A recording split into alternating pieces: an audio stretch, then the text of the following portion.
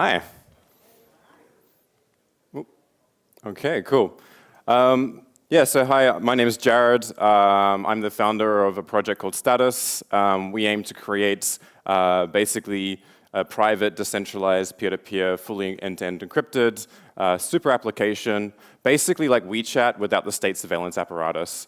And we've certainly achieved many of those goals, but not the super app components of it just yet. This talk is going to be about the reasons why I'm in crypto. I hope it doesn't come off too jaded. I've been a little bit disillusioned over the past sort of 2 years in the direction it's going in. And I wanted to remind everybody the sort of political consequences of our movement and why I'm in it. So I got into Bitcoin around 2011. I was really interested in like counter-economics, agorism, and crypto anarchy. And what I found really compelling about Bitcoin is it showed us that we could create a monetary policy and actually have it operate in a hostile environment. And it works, you know, it's absolutely amazing that is even possible. To me at the time, it still is. And was involved in Ethereum in the early days as well. And what was amazing about Ethereum is that it generalized this whole policy aspect. So in theory, you could use smart contracts to build any kind of institution. What was not clear to me at the time is that I started to recognize this as a new form of social order. And that's kind of the topic of this talk. So if you decide to leave or I end up rambling or I get cut off short because I got 20 minutes, this is usually now a long talk, the key takeaway is applying liquid markets to social orders is by far the best thing we can do for humanity. So this is not like Coder's law, this is like looking at consensus and people coming together to actually create a new social order that is not based on monopoly of violence, but on voluntary actions and enforcement of rights through protocols. So, show of hands here, who uses fiat as their primary currency in daily life? Yeah, okay, that's not great. Who is familiar with debt slavery, this concept? Okay, fantastic. And I guess like who wants to live in a free and open society? Okay, fantastic. Well, I'm talking to the right people. So we have two problems, debt slavery, technological authoritarianism, right? This is for the developed countries. We'll get to undeveloped countries later on, or autonomous regions. Yeah. So, just in case you aren't familiar with debt slavery, here is a graph of the US dollar in relation to gold, right? The value of the US dollar against gold. So in 1913, we created the Federal Reserve. This basically gave money lenders the ability to print money as much as they want and then lend it as much as they want, which is unfortunate because prior to that, money lenders had to look at their loan risk and weigh the pros and cons of that. Under this system, the fiat system we currently live in, they socialize their losses onto the currency users, right? Which basically has led to this point now where the US dollar and the British pound sterling is like worth less than 95% of its value compared to gold. The other key sort of moment here was in 1971 when Nixon basically decoupled us entirely away from the gold standard. So it's a huge problem, and it's been a problem for a long time, right? So in the early 1800s, you had the Rothschilds who invented modern finance, which is great. It really connected the world, allowed capital to flow around. But there was this tiny problem with this, right? They started to realize that lending to monarchs and nation states, these sort of people, was really profitable and also very secure. And this is a quote from the Niles Weekly Register in 1835, saying the Rothschilds are the wonders of modern banking, peering above kings, rising higher than emperors, and holding a whole continent in the hollow of their hands. Not a cabinet moves without their advice. Like, that's an enormous amount of power to have, and allows you to influence entire nations. In fact, they also invented the ability to lend to both sides of wars, right? So that's kind of scary because now they can pick and choose winners and influence geopolitics them more than anyone on the planet. This is the seeds of a new social class that arise, that it was no longer beholden to their countries which they're born. They were truly global citizens, and they may call themselves the global elite today. So Hayek, Austrian economist, saw this problem and basically says, I don't believe we should ever have good money again until we take the thing out of the hands of government. That is, we can't take it violently away.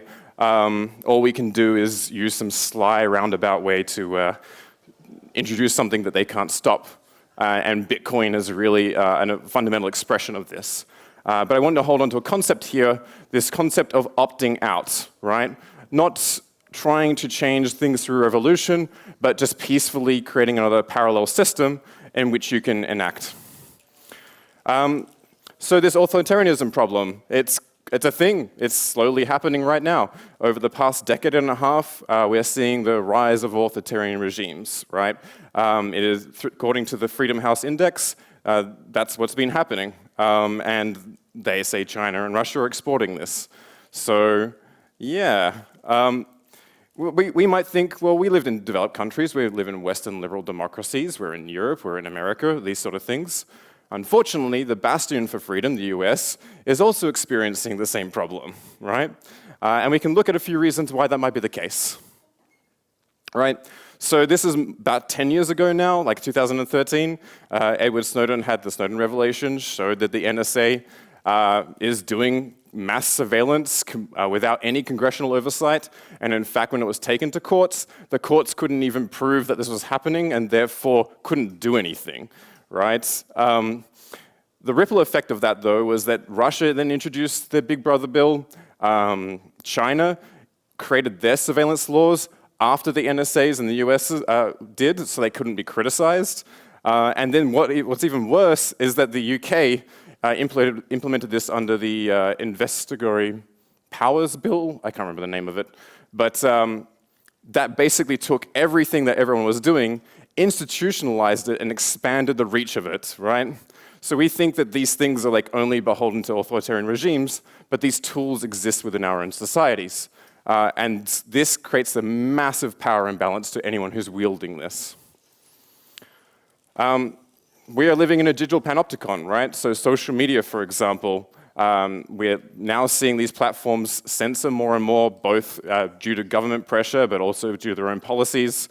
Identity systems are actually conformity systems because they try to attach material rewards and punishments to your identity, which allows them to shave off aspects of your personality. If you're not behaving well, then you're economically locked out of these systems. But even in these social media systems, we're seeing that the recommendation algorithms, the news feed that you see is catered by a quote-unquote algorithm that's proprietary. We have no visibility into how this is happening, and this creates this very ripe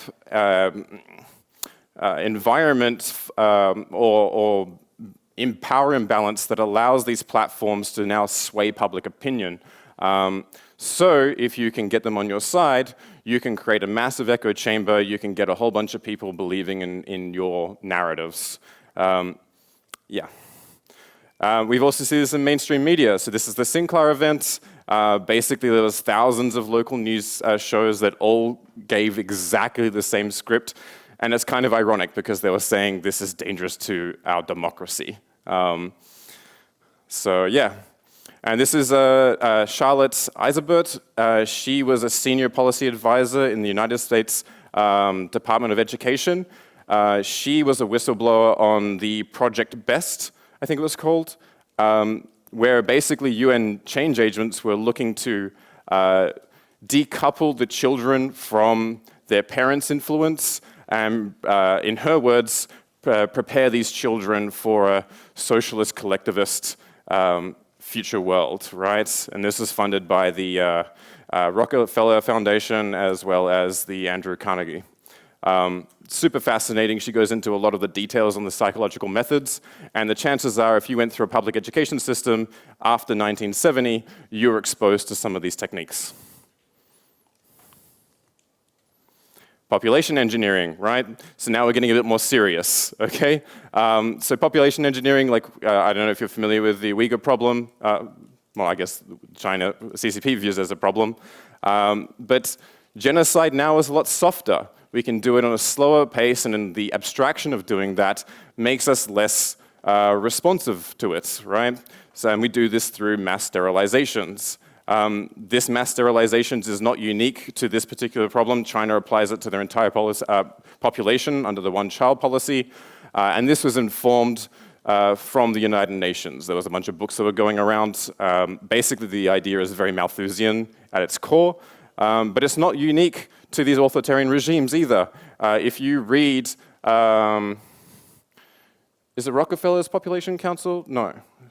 And Henry Kissinger's report, you actually can read like how this is attempting to be applied by this upper social class globally.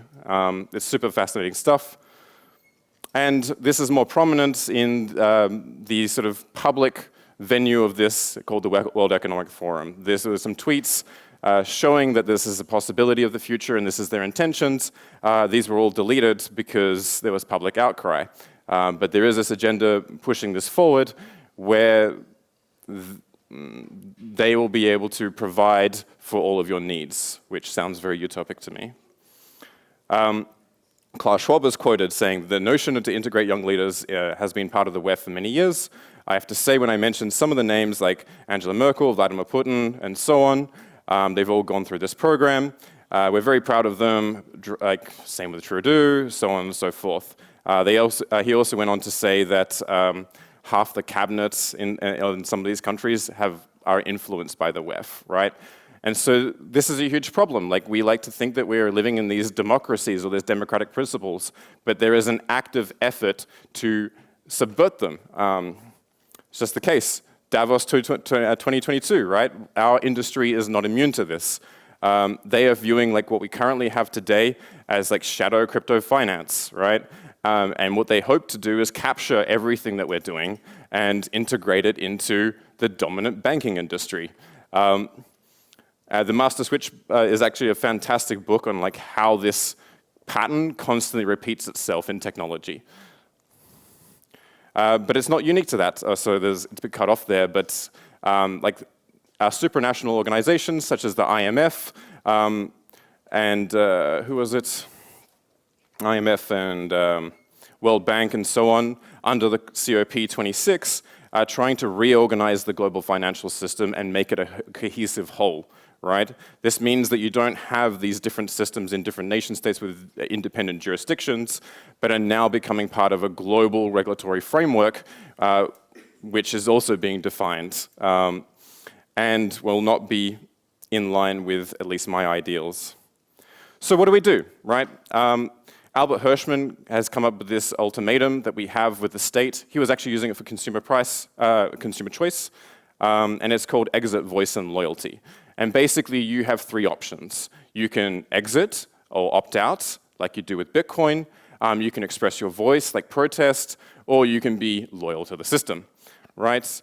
And each of these have like a cost and reward associated with them, right? And so you want to be, in an ideal, fair governing system or social order, you want all of these to be as low as possible and the rewards to be as high as possible. Under Voice, Mika White was one of the co-founders of the Occupy Wall Street movement, also protesting this debt slavery thing, and basically wrote a book saying protest doesn't work, you know? Then it was revealed that the FBI with the DHS, local police, and the banks had worked together in coordination to take down Occupy Wall Street and treat them like terrorists. So FBI documents have just obtained partnership. I'll skip these slides. Yeah. Now, interestingly enough, another thing happened that isn't often talked about, but at the end of 2012, it's September, is when Occupy Wall Street ended. The New York Times activated a whole bunch of propaganda, basically turning this whole tension, this class tension against the 1%, into a racial tension. And it just started using its clout and influence to start pushing all of these narratives. These are sourced from LexisNexis. There's like hundreds of them that show this repeating pattern. Now, we can't prove this is the case, but I think that it's worth reading The Grey Lady Wink to understand the influence of New York Times and how it's tried to influence ideologies and public opinion.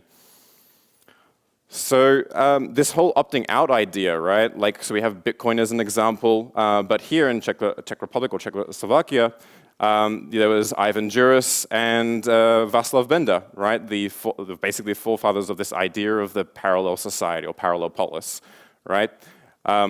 Their ideas were to essentially escape from the communist regime by creating these parallel structures. So here's a quote from Ivan Juris: "If it proves impossible legally to compel the ruling power to change the ways that govern us, and if for various reasons those who reject this power cannot do or do not wish to overthrow it by force," I don't want to do that, "then the creation of an independent or alternative parallel society is the only dignified solution." The independent society does not compete for power. Its aim is not to replace the powers that be with the power of another kind, but rather creates this power beside it, to create structures that respect other laws and in which the voice of the ruling power is heard only as an insignificant echo from a world that is organized in an entirely different way.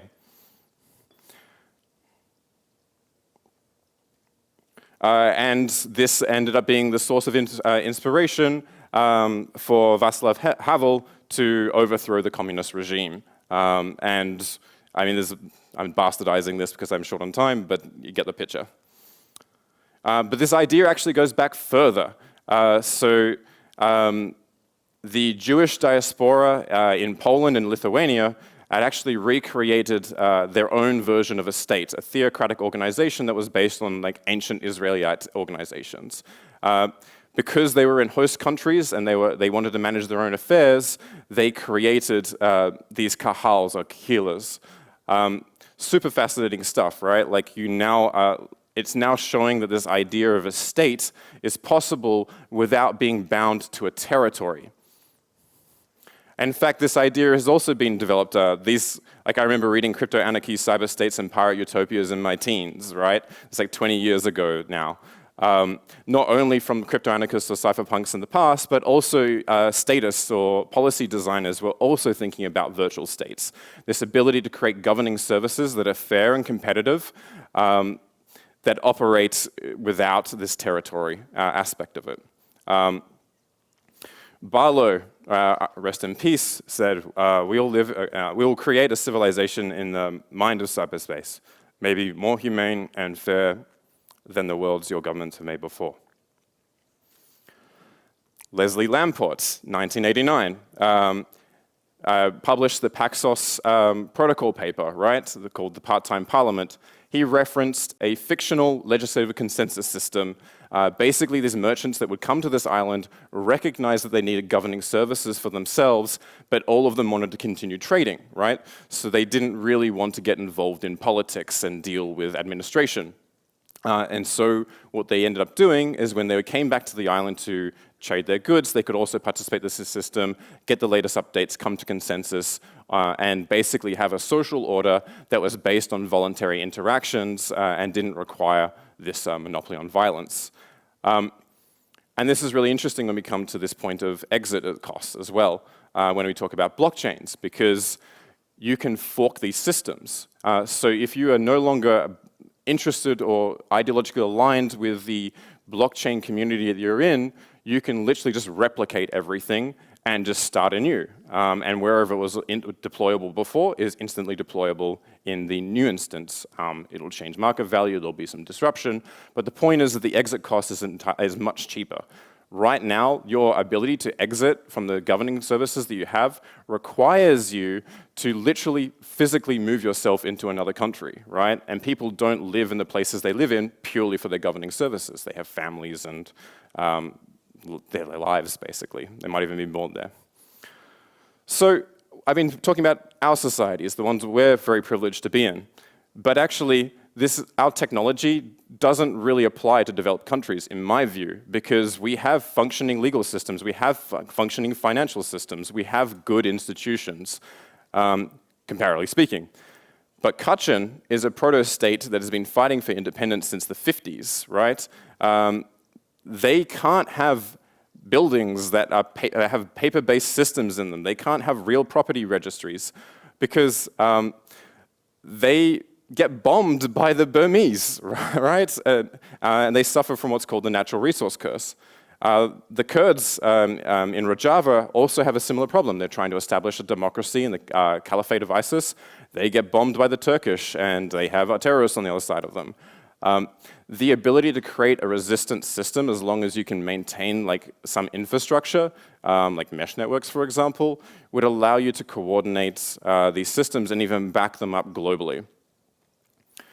And we can do this a fundamental good in the world just by using the technology as it is today. If we can only secure property rights, we're going to be helping 4 billion people. Right now, they're locked entirely out of our white economies, right?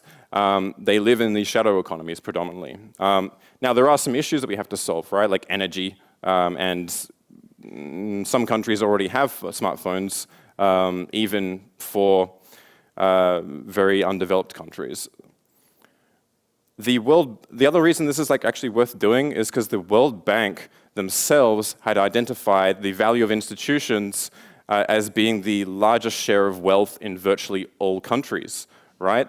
That means it creates more value and more wealth to do this than it does to extract resources out of the ground. Like, it's absolutely phenomenal how much this is actually worth. And even if we don't do that, even if we just make forms a little bit easier to solve, right? We're reducing this idea called transaction costs in the abstract sense.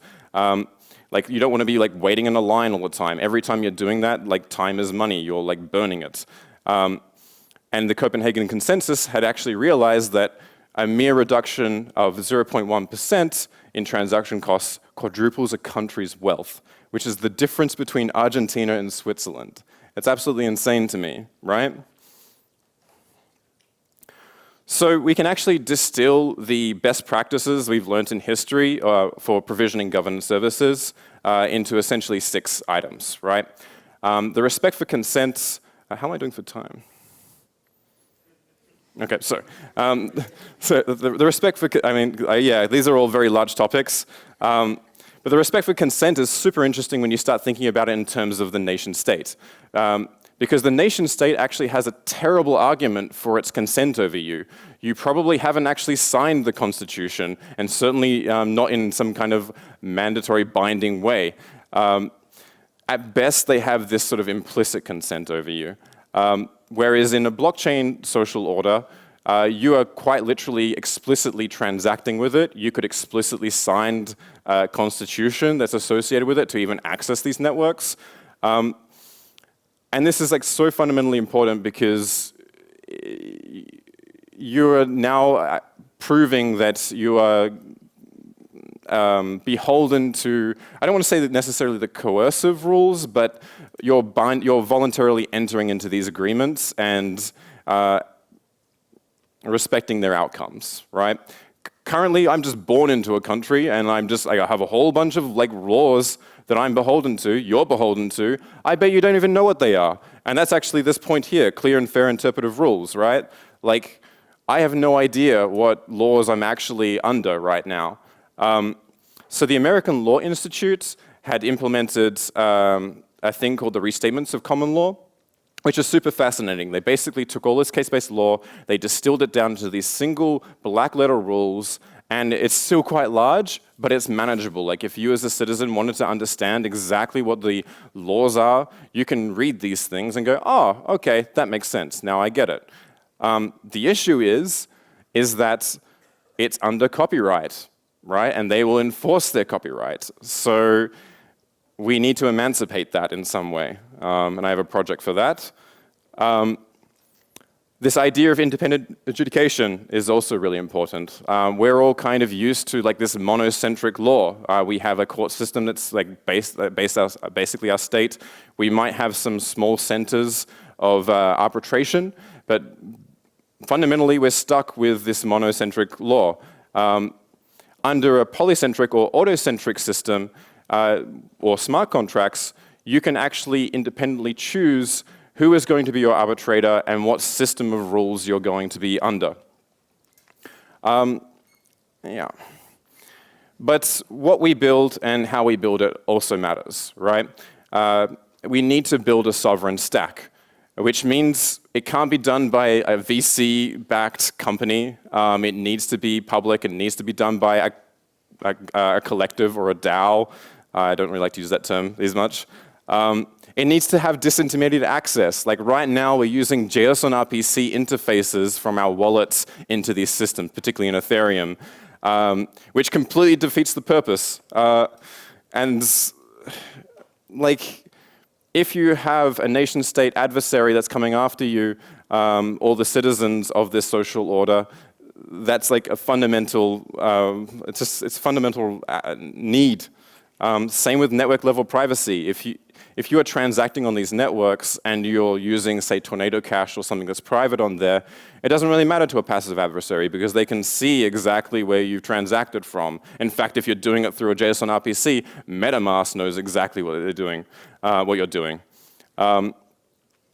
We need to separate the data availability problem into decentralized file storage. We need to have heterogeneous multi-chain networks. So these state systems, or these network states or cryptostates, we want to have local communities with their own set of rules, right, or their own social orders.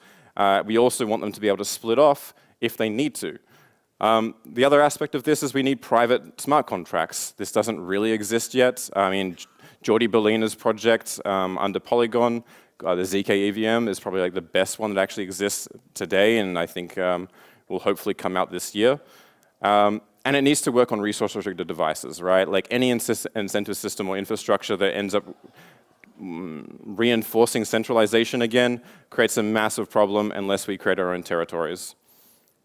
But when I talk about a crypto state, it's not a monolithic concept in the same way that the internet does not exist. The internet is a relationship of nodes and edges. And when we talk about crypto states or these network states, we're talking about stateless societies, or at least the thing that we can get closest to in our generation. The institutions live within this network.